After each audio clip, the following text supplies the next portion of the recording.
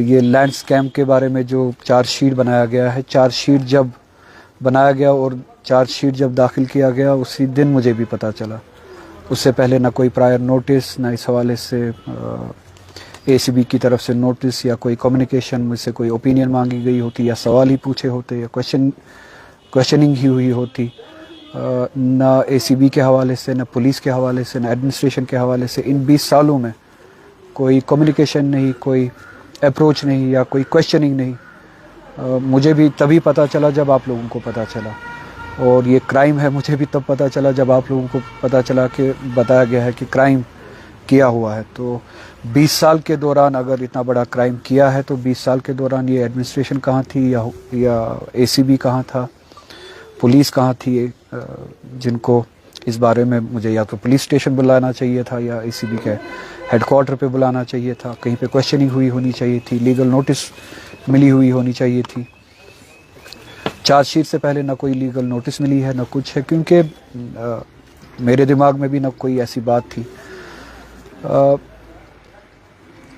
20 سال پہلے یہاں بیمنا میں لینڈ ایکویزیشن کی گورنمنٹ نے، اور اس جگہ کا نام ہے دربل. جہاں پہ یہ لینڈ ایکویزیشن ہوئی وہ ڈل ڈیولرز کی ریہیبلیٹیشن کے لیے وہاں پہ کالونی بنائی گئی. اور یہ شاید اقدام 2000 کی دہائی میں پہلے سالوں میں اٹھایا گیا. 2002 کے بعد یہ اقدام اٹھایا گیا اور ڈل ڈیولرز کی ان کے ریہیبلیٹیشن کے لیے کالونی بنائی گئی. اور وہاں پہ جو جن کے قبضے میں، پوزیشن میں وہ زمین تھی، وہ رخ تھی، وہ ڈل کے بیمنا کے بھی لوگ ہیں، درگن کے بھی لوگ ہیں، دندوسا ہے وہاں کے بھی لوگ ہیں، دربل کے لوگ ہیں جن کے پوزیشن میں وہاں پہ وہ زمین تھی، اور ان کو کمپنسیٹ کیا گیا. اسی زمین میں میری فیملی کا بھی وہاں پہ زمین ہے. اب اس فیملی میں جس پرسنالٹی کا نام ہے وہ میرے دادا مرحوم ہے، آغا صاحب مرحوم ہیں، جن کی وہ زمین تھی. جیسے دوسرے لوگوں کی وہاں پہ زمینیں تھیں، ان کی بھی زمین تھی. اور جیسے دوسرے لوگوں کو بھی کمپنسیٹ کیا گیا، آغا صاحب کے نام پہ جو زمین ہے ان کے وارثوں کو بھی کمپنسیٹ کیا گیا. اب میں اس لائن میں تیسرے نمبر پہ ہوں یا تیسرے لیول پہ آتا ہوں. میں ڈائریکٹ بینیفیشری نہیں ہوں ان دا سینس کہ میری زمین ہو، میری خریدی ہوئی ہو. اٹس این انہیریٹڈ لینڈ، موروثی زمین ہے. اس لائن میں تیسرے نمبر پہ ہوں. زمین آغا صاحب مرحوم کی ہے، پھر وہ ٹرانسفر ہوتی ہے ان کے بچوں میں، جن بچوں میں میرے والد صاحب شہید آغا صاحب مہدی صاحب ہیں.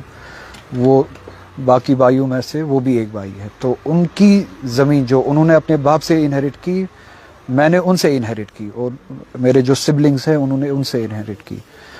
تو جیسے سب کو کمپنسیٹ کیا گیا اسی طرح سے گورنمنٹ نے اس لینڈ ہولڈر کو یا اس لینڈ اونر کو جو میرے دادا مرحوم ہیں ان کو بھی کمپنسیٹ کیا، جو اس دنیا سے گزر چکے تھے، یعنی ان کے وارثوں کو کمپنسیٹ کیا. تب بیمنا والوں نے بھی، دربل والوں نے بھی اور دندوسا درگن والوں نے بھی ایک پروٹیسٹ کیا کہ جو زمین کمپنسیٹ ہو رہی ہے، جو پیسہ دیا جا رہا ہے، معاوضہ دیا جا رہا ہے، وہ صرف اتنے ہی زمین کا معاوضہ دیا جا رہا ہے جتنا رجسٹر ہے وہاں پہ، جبکہ زمینداروں کے پاس پوزیشن میں اس سے زیادہ زمین ہے، وہ کاشت کرتے ہیں. اور اس زمین کی لیوی لی جاتی تھی، لوگوں سے کاشت کی جاتی تھی، کاشت کے اگینسٹ، ایگریکلچر ایکٹیویٹی کے اگینسٹ گورنمنٹ ان سے لیوی لیتی تھی. اور یہ زمین وہی تھی، لیوی کے اگینسٹ ان کو وہاں پہ کاشت کرنے کی اجازت ہوتی تھی. اور وہ ایگریکلچر ایکٹیویٹی کے اگینسٹ جو لیوی دیتے تھے، زمینداروں نے لیوی جتنے زمین کی دی تھی وہ پوزیشن سے کم تھی. تو اسی حوالے سے انہوں نے پھر پروٹیسٹ کیا کہ ہمارے پوزیشن میں زیادہ زمین ہے تو ہمیں پوزیشن کے حوالے سے کمپنسیٹ کیا جائے. اب اس سارے پروسیس میں کہیں پہ انوالو نہیں ہوں، ڈائریکٹلی میں کہیں پہ انوالو نہیں ہوں. ایز آئی سیڈ، یہ میری زمین نہیں ہے، یہ میراث ہے جو مجھ سے پہلے والی لیول، جو میرے گرینڈ فادر کے بچے ہیں، میرے چاچا ہے، میری پھوفیا ہے، ان میں ڈسٹریبیوٹ ہوتی ہے. انہی بھائیوں میں سے میرے والد صاحب کا جو حصہ ہے وہ ہم میں ڈسٹریبیوٹ ہوتا ہے، یعنی میرے والد صاحب کے جو بچے ہیں، ہم 3 سبلنگز، ہم میں ڈسٹریبیوٹ ہوتا ہے.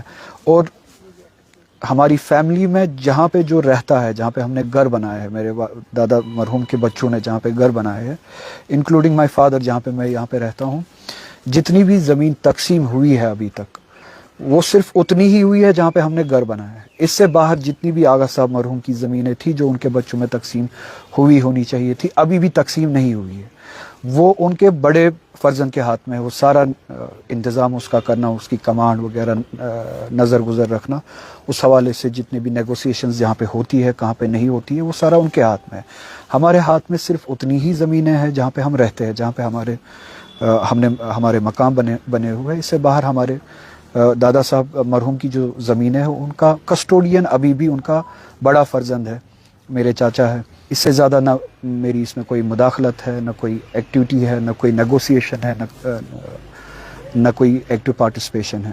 اب اس سے زیادہ اگر کچھ ہے تو میں چاہتا ہوں کہ نہ صرف اے سی بی بلکہ این آئی اے بھی لائیے، جلد از جلد اس پہ انویسٹیگیشن کیجیے، سخت سے سخت انویسٹیگیشن کیجیے۔